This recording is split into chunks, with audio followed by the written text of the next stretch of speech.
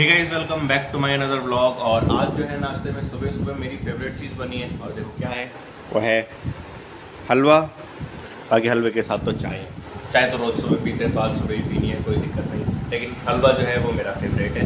तो अभी इसको करते हैं और फिर निकलते हैं सीधे क्लिनिक के लिए। ठीक है, अस्सलाम वालेकुम। सुबह सुबह क्लिनिक पे आ गए थे और क्लिनिक पे आज स्टाफ भी हमारा सब टाइम पे आ गया था और भीड़ भी बहुत ज़्यादा हो रही थी, ठीक ठाक वाली। आगे की भीड़ और बाहर की भीड़ देख के मैं ये सोच रहा था कहीं कल जैसा ना हो जाए कि भाई आगे बराबर में भीड़ है और पीछे सब खाली खाली। वैसे अभी भी खाली बैठे हैं। इधर मैंने मुँह बिगाड़ा और फिर मैडम ने जब भैया के इंजेक्शन लगाया तो भैया ने भी थोड़ा बिगाड़ा। डॉक्टर साहब ने 2 मिनट का ब्रेक लिया। उधर से पप्पू भाई गायब हो गए, इधर से आगे वाला स्टाफ भी गायब हो गया। चलो पप्पू भाई तो भाई सुट्टा उट्टा मारने गए, ये दोनों कहाँ गए हैं? इनने भी शुरू कर लिया क्या? हो सकता है भाई पप्पू भाई तो गए थे बीड़ी पीने के लिए, तुम कहाँ गए थे दोनों लोग? है भाई? भैया हम भी प्रेशर में गए दोनों। ओह भाई, बीड़ी के प्रेशर में किसी और चीज का आ गया था। उस्ताद जी पानी का प्रेशर लग रहा है। तो बहाने गए थे ये।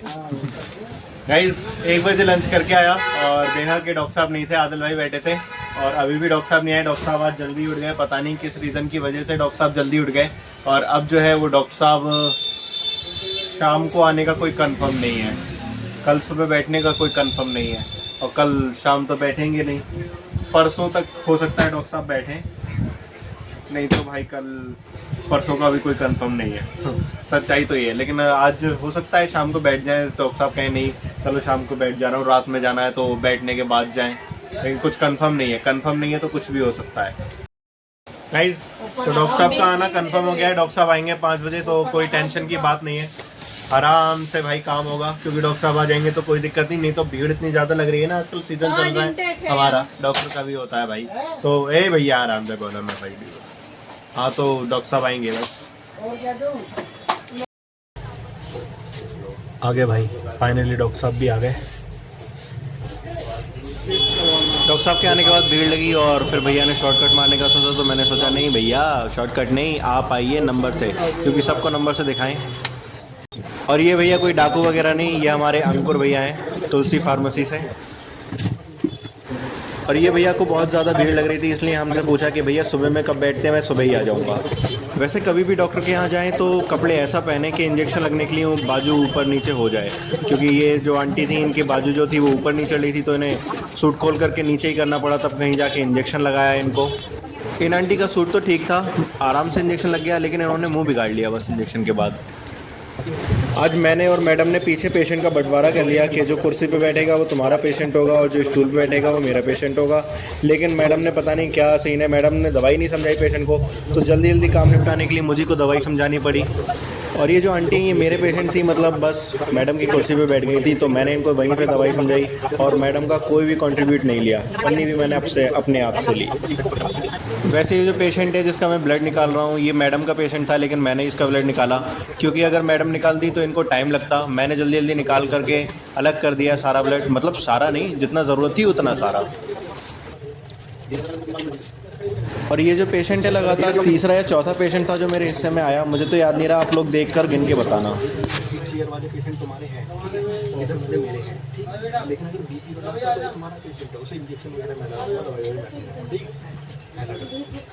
मतलब इस चेयर में जो बैठने वाला काम है वो सब तुम्हारा। मैडम ने सारे पेशेंट लगभग मुझे को दे दी थी, इसलिए मैडम को मैंने दोबारा समझाया कि कौन से पेशेंट तुम्हारे हैं, कौन से पेशेंट मेरे हैं, इसलिए ये चीज़ जो है याद कर लो। ये मैडम बड़ा कंफ्यूज हो रही थी कि इनको इंजेक्शन लगेगा या नहीं लगेगा। इन्होंने डॉक्टर साहब से भी दोबारा पूछा और डॉक्टर साहब ने तभी कहा कि हाँ लगेगा। आखिरकार लगवाना ही पड़ा इंजेक्शन।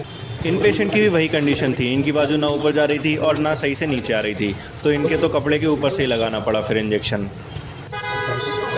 इसी भीड़ भड़के में ये दोनों भैया आ गए, दोनों से मुलाकात हो गई। चालू है कैसे हो सारे भाई? हमारे भाई तो बहुत अच्छा है। इस वाले तुमने कौन सा दवाया था? मैंने वही दबाया। हाँ तो चालू नहीं हुई, लेकिन तुम्हारी भाई के दीपू को भेज दिया हमने, रवाना कर दिया यहाँ से, मतलब क्लिनिक से हॉस्पिटल के लिए, क्योंकि हॉस्पिटल में हमने जो है एक स्टाफ छोड़ रखा था, पेशेंट एडमिट हो रखा है तो उसकी जो देख रेख के लिए, लेकिन वो स्टाफ वहीं पे खुद ही सो गया, तो उस स्टाफ को यहाँ पे बुला लिया और इस दीपू को वहाँ ट्रांसफ़र कर दिया, अदला बदली कर दी दोनों को। काम ज़्यादा करवा दिया। ऐसा कह सकते हैं। भैया नींद मार रहे हो, इतनी देर से बोल रहा हूँ इस पे, इतनी देर से बोल रहा हूँ, इसमें तो आवाज़ ही ना आएगी ये। तो गाइस घर आ गया और सुन सकते हो अम्मी की बात चल रही है। घर पे काम चल रहा है उस चीज़ के ऊपर, तो अभी खाना खाते हैं और खाना खा ही सकते हैं, क्या कर सकते हैं, भूख लग रही बहुत ज़ोर से। जो 8:30 बजे रोड पे चला जाता हूँ, इतना ज़्यादा ट्रैफिक होता है और जिसकी वजह से ना सही से टहल पाता, ना कुछ, धूल वूल उड़ती रहती है, तो 9 बजे निकला जाएगा। खैर बज चुके हैं 9, तो अभी चलते हैं टहलने के लिए। देखो लेट आने का फ़ायदा है भाई, क्योंकि रोड पे जो है गाड़ियाँ ज़्यादा नज़र नहीं आ रही हैं। चलो भाई, टहलना टहलना सब हो गया पूरा, अब पैरों को देना चाहिए आराम।